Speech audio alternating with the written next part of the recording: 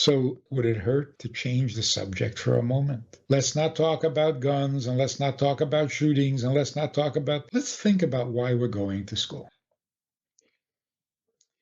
Quite harmless, I think. Why would anybody be against that? Rabbi Friedman, thank God it's Tuesday. Hello. I just wanted to talk about a lot of things that are happening. There are a lot of topics that I would like to cover today with you, if it's okay.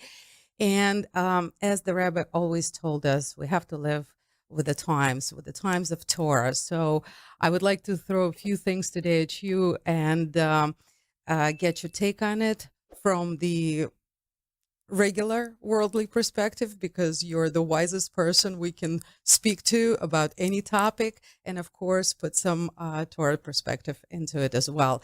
So what I'd like to start with is the biggest thing that has been happening and people have been talking about is the truckers convoy that has been taken over. um, Basically it's taking over. Let's put it this way.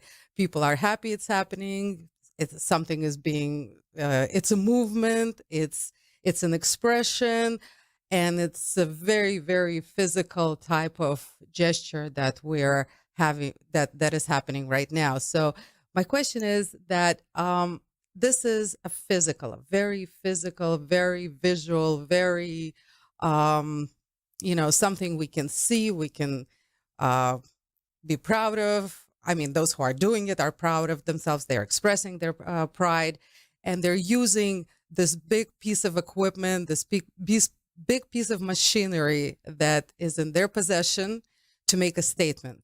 Very physical.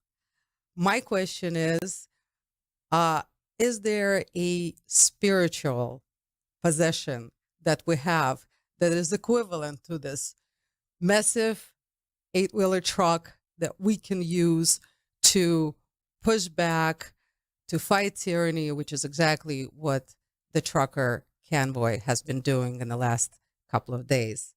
So basically, that's question number one. Well, the exciting thing about that, you have individual truckers who have their opinion, who have their freedoms or whatever, and they could have kept it that way. Whatever trucker didn't want to put on a mask, but they didn't do that. They got together. They unified. That's the big news. The big news is that people can get together on a subject, on an issue. Then it matters. Then you get attention. So the spiritual side of it is we have to work together. Not every person going off and developing his own religious rituals or customs. We got to get together. It's no longer an individual issue. Godliness, God's purpose, God's opinion, it can't be personal anymore. It's got to be a collective thing. We got to be communicating with each other about it, and a united voice. Like, for example, prayer in public schools. Such a hot issue. Over what? Over what? Because somebody might mention a particular God that not everybody believes in. Really, is this what threatens us? Of all the threats that we're facing, this is the big one? If God forbid somebody mentions God, what is that? Well, that reveals something that we don't want to deal with. We think we're a secular society. The West has become secular. We don't believe in God. We can't be bothered with rituals and with religion. Not true. The mention of God is so explosive. It is such dynamite. The possibility, the idea was that the day should begin in public schools, the day should begin with a prayer. The Rebbe actually suggested the prayer should be the simple words, "In God we trust." That's it. Can anybody object to that? It's already on our currency. In God we trust. Yeah. No, that would not be allowed. People fought against it intensely because that just opens the door to somebody mentioning which God. And that scares you? What is that? Obviously, God is still a very powerful notion. And so, okay, fine. No prayer, just a moment of silence to think about why you're going to school and what you want your life to be like. No, that's not good either. Violent crime is out of control, like literally out of control. And some blame it on guns. Has anybody watched a movie or a television show recently where there isn't a gun somewhere in the story? It's a beautiful story, it's romantic, and then all of a sudden somebody pulls out a gun. Why does everybody have a gun? And it's like a normal part, like you have a can opener and you have a gun. There's a drawer for the can opener and there's a drawer for your gun.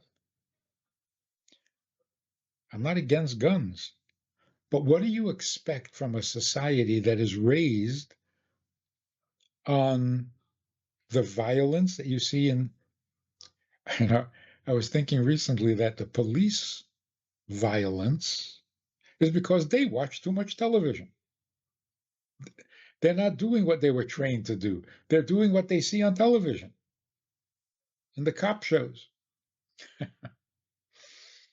It is so obviously glaring. People have grown up 2 generations now on violence and entertainment. Endless violence in the games and in the shows and in the books. And then we're shocked there's so much violence going on. So would it hurt to change the subject for a moment? Let's not talk about guns and let's not talk about shootings and let's think about why we're going to school. Quite harmless, I think. Why would anybody be against that? We're stopped thinking. We don't think. There's no plan, there's no vision, there's no purpose, there's no goal. Just keep on going. Yeah, but we're going in a bad direction. So if people who care would simply get together, not just write off a little text message saying, "Oh, yeah, I'm so upset." The truckers got together. How they did it, I don't know. Pretty They just amazing. talk to each other. We have a Sunday night program for VIPs that you might be interested in. It's informal, it's questions and answers, it's conversation. It's really relaxed, it's really pleasant, enjoyable, informative, and kind of community-like. It's a Sunday night program. There's a Wednesday morning program for the VIPs, and there's a Wednesday night program.